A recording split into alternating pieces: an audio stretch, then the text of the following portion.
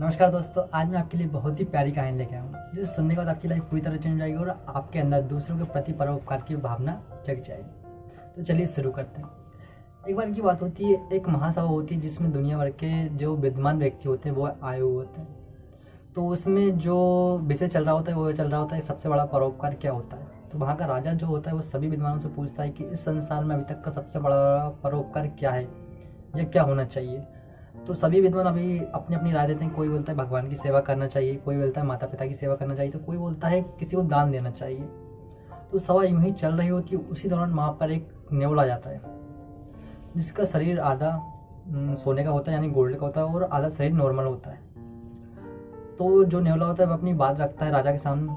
बोलता है कि राजा साहब, मैंने अपने जीवन में सिर्फ एक ही बार इतना बड़ा परोपकार देखा जिसकी मदद से मेरा जो शरीर है आधा वो सोने का बन गया है, और उसके बाद मैं पूरी दुनिया घूम चुका हूँ लेकिन मुझे आज तक उससे बड़ा परोपकार देखने को नहीं मिला, इसलिए मैं आधा ऐसे ही कैसा हूँ। तो वो जो नेवला होता है वो अपनी कहानी बताता है कि कैसे वो आधे सोने का बन गया। तो वो कहता है कि एक बार की बात है, एक ब्राह्मण का परिवार होता है जो बहुत गरीब होता है, जिसमें 4 सदस्य होते हैं, वे ब्राह्मण और उसकी पत्नी और उसके 2 बालक। तो उनका गुजारा जैसे तैसे चल रहा होता है, लेकिन अचानक वहाँ पे अकाल पड़ जाता है जिसकी वजह से उनके खाने तक के लाले पड़ जाते हैं। तो कई दिन तक तो वे भूखे रहते हैं। तो एक बार की बात है, वे कई दिनों से भूखे रहते हैं, लेकिन जो ब्राह्मण होता है वे जैसे तैसे जुगाड़ करके थोड़ा आटा लेके आता है और उस आटे के 4 हिस्से करता है ताकि वे भर पेट खाना खा सकें। तो खाना बनता है, तैयार होता है, वे खाना खाने के लिए बैठते हैं। लेकिन जैसे ही बैठते हैं तो उनके जो दरवाज़ा होता है वहाँ पे कोई उनका दरवाज़ा खटखटाता है।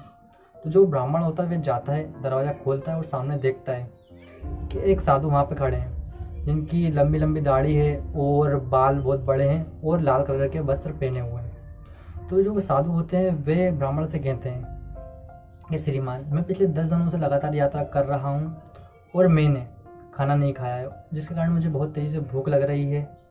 क्या आपके यहाँ मुझे कुछ खाने को मिलेगा? तो दोस्तों, हमारे भारत में एक नियम होता है कि जो मेहमान होता है उसे भगवान के समान पूजा जाता है। तो जो ब्राह्मण होता है बड़े आदर सत्कार के साथ उन साधुओं को अंदर लाता है और अपने हिस्से का जो भोजन होता है वे उन्हें दे देता है। जो साधु होते हैं वे ब्राह्मण के हिस्से का भोजन खाते हैं, लेकिन उनकी भूख जो होती है वो शांत नहीं होती क्योंकि वो पिछले 10 दिन से भूखे होते हैं। तो यह देखकर जो ब्राह्मण की पत्नी होती है वे भी अपने हिस्से का भोजन उन्हें दे देती है, लेकिन जो साधु होते हैं उनकी भूख फिर भी शांत नहीं होती। तो यह देखकर उनके दोनों बालक भी अपने अपने हिस्से का भोजन उन्हें दे देते हैं। तो साधु उनके हिस्से का भोजन खाता है, तब जाके उनकी भूख शांत होती है और वो भोजन करने के बाद उन सभी को धन्यवाद कहते हैं और आगे बढ़ जाते हैं। दोस्तों, अगले दिन क्या होता है कि ये पूरा परिवार भूख के कारण तड़प तड़प कर मर जाता है। तभी मैं वहाँ पहुँचता हूँ और जहाँ जो भोजन बनाने का स्थान होता है वहाँ पर जो आटा पड़ रहा होता है, मैं जैसे ही उसमें अपने शरीर को रगड़ता हूँ तो मेरा जो शरीर है वह सोने में बदल जाता है। तो मैं ये सोचता हूँ कि शायद मैं दुनिया में से बड़ा परोपकार देख सकूँ या ऐसा परोपकार देख सकूँ जिसके कारण मेरा जो आधा शरीर है वह भी सोने में बदल जाए। तो मैं पूरे ब्रह्मांड का भ्रमण करता हूँ, लेकिन मुझे आज तक कभी भी उससे बड़ा परोपकार देखने को नहीं मिला। तो दोस्तों, ये कहानी यहीं पे ख़त्म होती है। कहानी से हमें ये सीखने को मिलता है कि हमें कभी भी किसी की मदद इसलिए नहीं करनी चाहिए ताकि वो भी हमारी मदद करे या हमें उसे काम पड़ेगा तो ही हम उसकी मदद करेंगे।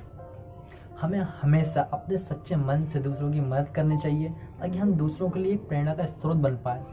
जब हम दूसरों के लिए एक प्रेरणा का स्रोत बनेंगे तो वे भी किसी न किसी के लिए आगे काम आएंगे। तो दोस्तों, आप सभी को ये कहानी कैसी लगी आप हमें कमेंट में ज़रूर बताएं और इस चैनल को सब्सक्राइब जरूर करें। धन्यवाद।